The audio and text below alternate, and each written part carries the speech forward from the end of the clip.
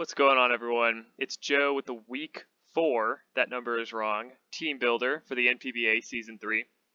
And this week, I am facing Coach Rivet in the Atlanta Braviaries. So, little background here. Rivet is an amazing coach. I hear all around the league as he was joining, everyone was saying, like, he's got to be in the top division. He's like one of the best players they've ever seen play.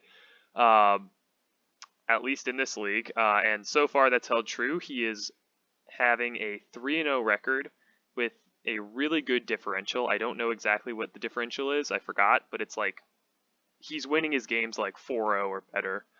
I think he has 6-0, 6-0, 4-0, so I think he has a 16 differential, maybe it's 15, which is pretty insane. And if you're looking at his team, you can definitely see why. Couple things to note. His logo is amazing as well, so glad to have that on the top right of my screen right now. Makes the thumbnail a bit better. But his team is super scary. He's got 4 incredibly potent offensive threats. He's got solid defensive cores with utility. Really, the only thing his team is lacking is speed. Nothing in his team is really fast. But he has that Sandra Strakovic core, and he's got Tailwind on that Tornadus, which is his only really fast Pokemon at 111 speed. So I think that's all I have to say, so I'm just going to break down each Pokemon. First up, he's got Urshifu Single Strike. This thing is incredibly scary. It pretty much one-hit KOs everything. If not, it's like a 2-hit KO. There's nothing that can live 3 hits from this. Then after that, Urshifu, sorry, it's base 97 speed. So the one thing I have over it is Choice Scarf Victini. So if he tries to Choice Scarf the Urshifu, Victini can definitely beat it. But if he's banded and he has Sucker Punch, then I'm kind of screwed, because Victini can't live a Sucker Punch from banded Urshifu. It can live a Scarfed Sucker Punch, or like a leftover Sucker Punch or whatever. It can live a non-boosted Sucker Punch, but not a banded one. So I don't know if this thing's going to be banded or Scarfed, or some other item like leftovers with a bulk up set, even potentially an acrobatic set with Flying Gem, though I doubt he'd bring that. It just has many scary sets, mainly Choice Scarf and Choice Band, that I'm extremely afraid of. And my only real answer to it is Scarf Victini, and then this what's it called? Tapu Fini I've got here. Of course, resists its dual stab, but it still takes a lot from it, and it gets poison coverage. So this is a huge threat to my team. Next up, he's got Aegislash. I actually don't see Aegislash coming this week. It's kind of walled by my team, but not like terribly badly. Like, most of my Pokemon do resist it to some extent, and it doesn't have amazing damage output. It has good damage output. It does a lot of damage, but it can't run like Choice Scarf, or it can run Choice Scarf. It can't run Choice items really, because it generally wants to be switching between its forms with King Shield, so usually this thing is running leftovers. It can also run like a utility set with Toxic, Substitute, it gets Swords Dance, it gets decent coverage. Of his big offensive threats though, this is definitely the one I'm the least scared of, and I wouldn't be surprised if he didn't bring it.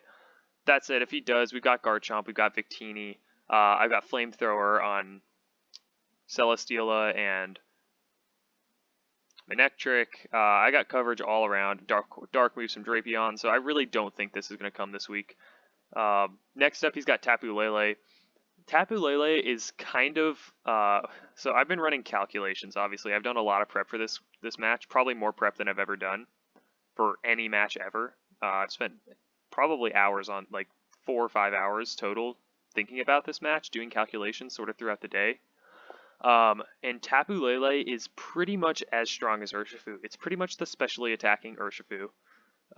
It has 130 special attack, and psychic surge, making its moves extremely powerful. It gets Moonblast, which is 95 base power, almost as strong as like Earthquake. And then it's got Focus Blast for coverage. It's got Thunderbolt to hit that Celesteela, which would otherwise wall it. It can run Calm Mindsets, and it also stops priority. So him stopping priority, actually kind of a good thing because it stops Sucker Punch from Urshifu, but that's like not that important if I'm being honest. I don't expect that to come up very much. And this thing definitely punches holes in my team.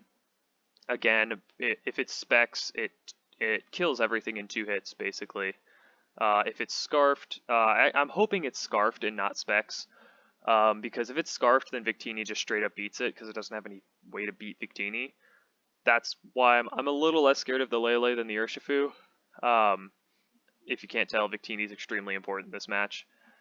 It also could run like an Expert Belt set if it wants, or Life Orb even. So a few different item choices there. We'll see what he ends up bringing. Next up, another one I'm extremely scared of, more so than the Lele, is this Dracovish. You'd think looking at my team, right? And by the way, he has the Sand Stream on Gigalith, so Dracovish is faster than everything. But you'd think when you look at my team, Tapu Fini is like the perfect counter to Dracovish because I resist water moves and I'm immune to dragon moves. Unfortunately, if he's choice banned, I still get 2-hit KO'd by Vicious Rend, which is insane. Even at max defense, like absolute 252 bold nature, I still can't live 2. That's absolutely insane to me. But I do have some stuff built up to try and take this thing down. By the way, that calculation is based on choice banded Dracovish, which I 100% predicted to be choice banded this week, and not scarfed. And I think he will bring that Gigalith to set up the sand. That said, if he does not have sand up, this thing is not really a threat because it's outsped by a lot of my team. If he does have sand up, I'm going to have to start making sacrifices, probably losing 2 Pokemon just to defeat this one. Next up, he's got Amoonguss. It's got Spore, which can be pretty annoying. It can Toxic things, it can Giga Drain. Pretty bad this week, I'll be honest. I highly doubt this comes. It loses to most of my team. Yeah, not much to say here. It loses to Victini, it loses to Hawlucha, Celesteela. Tapu Fini's Misty Surge nullifies its Spore. So not really much reason for him to bring a Moongus this week. Next up, Gigalith, another one I 100% expect to come. Mainly a sand setter for the Dracovish, but it actually has extremely high attack and defense. It has like 130 attack or something, like 125, 135, somewhere in that range. Really high attack stat. Gets Stealth Rocks, of course really high defense. Bad special defense, but with the Sand Stream going and especially invested spread, like a lot of EVs in special defense, this thing is actually very specially tanky as well because, of course, Sand boosts the special defense of rock types. So, while this thing alone isn't really a big threat, obviously you can look at my team and see I hit it super effectively from a lot of Pokemon. It is a very good answer to my Victini, which would otherwise kind of destroy his team. So Gigalith 100% comes this week, there's no doubt about it. Next up, he's got Tornadus, very high special attack Pokemon, pretty fast, outspeeds a lot of my team. It also gets Tailwind, Knockoff, U-Turn, Defog. I could definitely see it being like a utility Pokemon here. Tailwind setter for the Lele, something like that. Also, of course, probably his better Defogger. I definitely think Torn will come, but I guess I shouldn't say definitely. I would predict Torn to come, but I wouldn't be surprised if he left it off. Next up, Rotom Frost. Similar to Torn, utility Pokemon has Will-O-Wisp. That can be annoying. Though Victini, of course, being immune to that is quite nice. Pretty good answer to my Celesteela, of course, doing a lot of damage with electric moves. Also getting Defog, Pain Split. So, Rotom Frost, I could see that coming this week for sure. Rapidash, a nice fire type with a decent speed tier. More of a niche pick, not really good into like a Garchomp and a Fini, so Not really prepped for the Rapidash too much. Next up, he's got Sandslash. This is a spinner and a rock setter. I don't think he really needs this because Gigalith is so good in this matchup. So Sandslash, again, a pretty good pick. I like it as a ground type, but I don't think it'll come. If it is coming, it's definitely an answer to that Mega Manectric. But overall, not too scary. Lickitung is a nice cleric. It gets Wish. I think it gets Heal Bill as well. So it's a pretty good cleric. Pretty bulky, actually. That said, it's not really a threat on its own. It's really just like a bulky cleric. And then Omastar is a great Shell Smash sweeper. Even though the matchup isn't amazing for it, I could see him trying to set up with Shell Smash. The only reason I don't think he'll bring it is I think he just has better options here. So trying to predict his team, Lele, Urshifu, Dracovish 100%, and Gigalith. Those four absolutely are coming. I think the next three, it's something of Aegislash, Torn, and Rotom. Probably the Rotom, and I would guess Rotom and Torn. I don't think Aegislash is very good here into Victini and Garchomp and Celesteela. It's kind of walled, but he could still bring it. It's like Aegislash is good on its own, so it's like even though it's not amazing here, it's still a good Pokemon, and I don't think his low tiers like Rapidash and below are that great here either, so I wouldn't be surprised if he brought it. And then Amoonguss, I already said, this is a bad Amoonguss matchup. I highly doubt he brings that. So, getting into my team, starting off with Tapu Fini. If you can't tell, Tapu Fini is absolutely necessary in this matchup. I need it for both Urshifu and Dracovish. So I've got Defog, Haze, Hydro Pump, Moonblast on a modest nature, not fully defensive, but pretty defensive, Leftovers Fini. So this is, I guess this is meant to take on ideally not choice banded Dracovish and Urshifu. I highly doubt he choice bands both of them, but if he did, that would actually be pretty bad. Urshifu, of course, gets Thunder Punch and Poison Jab, so it's a bit hard to predict which one he'll have. Of course, Poison Jab is stronger, but Thunder Punch is a little safer when I have Celesteela on my team, because I can't just freely switch it in. Of course, Moonblast easily kills the Urshifu. I wanted to run Draining Kiss, because Draining Kiss also kills Urshifu and gives me all that health back, but Dracovish is surprisingly tanky, so I needed this specific spread in order to kill that Dracovish. And if you do the calcs, you'll notice I'm actually a little bit overkill. It's just in case he runs like a bulkier set that I'm not expecting. Just a little bit of insurance there. And overall, I think the spread is actually to 2-hit KO Gigalith with Hydro Pump if he's not running Leftovers. It's something like that. Because my team isn't amazing against Gigalith. It's solid, but it's nice to have that extra damage output and the extra defense. Although it'd be nice, I think I'd rather just have that extra insurance with my damage output. Haze, of course, a little bit of a filler move here. It's to stop any setup on potentially Urshifu or more so Aegislash if he ends up bringing it, or even a nasty plotting Tornadus. And then Defog, of course, that's my only hazard removal this week. Though his team isn't amazing at spreading hazards, only really Gigalith I would expect to come with hazards. It's just there in case. Next up, I've got my Choice Scarf Victini, another extremely important Pokemon in this matchup. This is a mixed attacking Victini. So we've got a split EV spread, enough speed to outspeed Scarf Urshifu. So I've got V-Create. Of course, V-Create pretty much just kills everything. U-Turn for some momentum that makes it a pretty safe lead if I run U-Turn on this thing, because I can just start out and U-Turn. Start out with Victini. If he leads pretty much anything except Urshifu, I just U-Turn. Or I could just V-Create if he doesn't bring the Gigalith for some reason. Dazzling Gleam, of course, is to Oko Urshifu. And also, it's more so I don't get walled by that Dracovish, because it, of course, resists V-Create 4 times. Dazzling Gleam, this EV spread is to Oko Dracovish, I believe. I did this calc a few days ago, so I could be wrong on that, but let's hope I'm right. And then Energy Ball is extra coverage for Gigalith, because otherwise this would be hard walled by Gigalith. It doesn't do a ton of damage to it, but if I need to come in and hit it for like a good 50, maybe 45%, I don't even think it's a 2-hit KO. I've got that insurance there. I've got the possibility of that. So that's what Victini's in here for. And between these two, these are kind of my main answers to his team. Next up, I've got this Garchomp, and this is a sweeping set, so I don't think I have successfully really used Garchomp in that regard yet. Of course, Garchomp was the MVP last week with that specially defensive set. This is a weird EV spread, I know.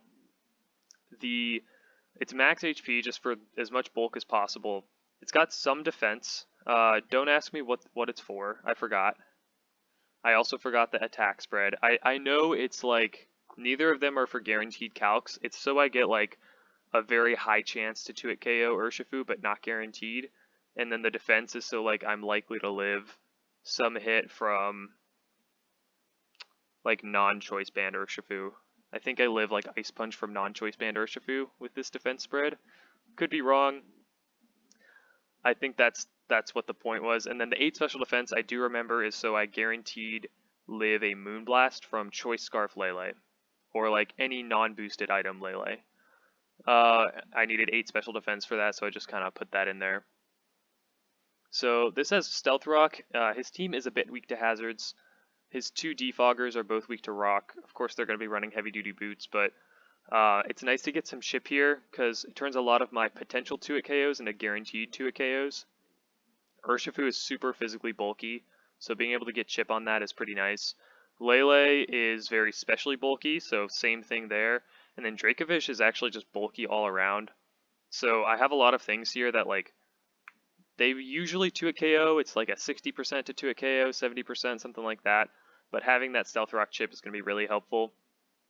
Earthquake, of course, his team has... let's go back to his team. His team has 2 immunities to Earthquake in Rotom and Tornadus, but they're both weak to Rock, and I don't think he wants to risk me having a Rock move. Of course, Rotom can probably just come in anyway and use an Ice move against me, or at least scare me out, but he might not want to risk it. I've got Scale Shot. It's going to just do a lot of damage. And that's more for the speed boost. If this thing gets a speed boost, it can threaten to do quite a bit. I don't have any speed invested, so I'm not going to outspeed like a Scarf Urshifu, but it will outspeed like a Banded Urshifu after a Scale Shot, which can be pretty nice. And then Swords Dance, of course, for the other sweeping move. Again, this is just enough coverage to, you know, after I have if I get a Swords Dance and a Scale Shot up, I pretty much win, unless he has like Scarf Pokemon. Obviously, that's a bit of a tall order, but I think I can probably make it work. If not, this is still a decent attacker. It's got solid bulk. It's going to be able to spread some damage around. So that's Garchomp this week. Next up, the debut for Appleton. Mr. Apple is one of the best Pokemon ever made, honestly. Thick Fat makes this Pokemon incredibly good. So this is my answer to Dracovish. It is a Haban or Habanberry Appleton. It has max defense, and it's just going to eat up those Vicious Wrens. So I am predicting he will be Choice Banded. I could be wrong, but if he's not Choice Banded, then Feeny deals with him just fine. Appleton is there to completely absorb any Vicious Wrens, because it 4 times resists them.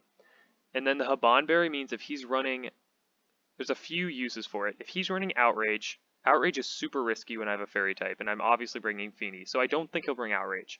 Draco Meteor will do about half if he has the right investment after a Habanberry, but he has to be pretty specially offensive for that to matter, so he might run Draco Meteor. But then the Habanberry will reduce the damage, then his special attack will be cut in half, so I can just keep recovering, pretty much nullifying it. I've got Apple Acid for general coverage, reducing special defense, stuff like that. Pretty good for the Gigalith as well. This is a great Gigalith answer. I've got Draco Meteor, just it 1-hit KOs the Dracovish, unless he's like pretty bulky. If he's like fully especially defensive, he lives it obviously, but like Draco Meteor has a pretty good damage roll on him. He'd have to be pretty bulky to live it. Gyro Ball is extra coverage. You can see I'm min speed, Just for the Tapu Lele, Lele has really good defenses, and I can live one hit from it if it's not Specs. I could also switch into like a Psyshock if he's bringing that. So Gyro Ball, it does like 75 to 90% on the Lele, something like that. So if the Lele's chipped by something, Gyro Ball is going to be a way to take it out. Mainly this is a Dracovish answer and a Gigalith answer though.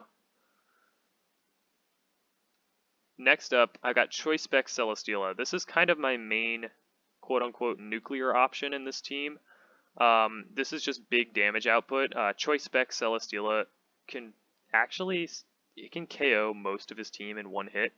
It KOs Lele with Flash Cannon, it KOs Urshifu with Air Slash, and I don't think it KOs Aegislash, but Aegislash doesn't do much in return.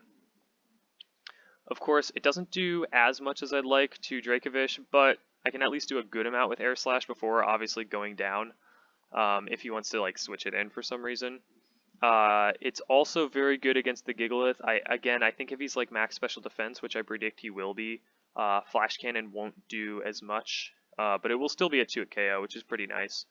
Of course, it's also 2-hit KO against, or a 1-hit KO, I believe, against that Tornadus, because it's not very bulky. And Flamethrower can help deal with the Rotom if he brings that. So, kind of an all-around damage dealer. Unfortunately, I can't run as much defense. I have max HP, but I can't run any defensive investment this week just because I need as much damage output as possible. And even if I ran max defense, it still gets 2-hit KO'd by Urshi.